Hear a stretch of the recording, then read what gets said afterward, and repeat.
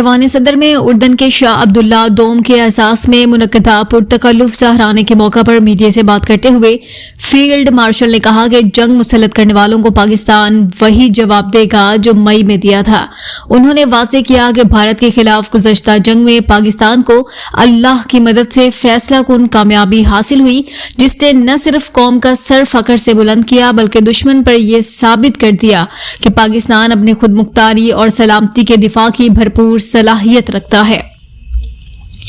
Field marshal نے کہا کہ اللہ کی خاص رحمت سے پاکستان نے اپنے دشمن کو عملی میدان میں شکست دی، ثابت کیا کہ پاکستانی فوج ایک منظم، بہادر اور ایمان سے سرشار قوت ہے۔ انہوں نے کہا کہ پاکستان ایک ذمہ دار اور امن پسند ریاست ہے جو خطے میں استحکام اور امن چاہتی ہے، لیکن اگر کسی جانب سے جارحیت مسلط کی گئی تو پاکستان دفاع وطن کے لیے ہر محاذ پر مضبوط اور مؤثر رد عمل دینے کی پوری طاقت رکھتا ہے۔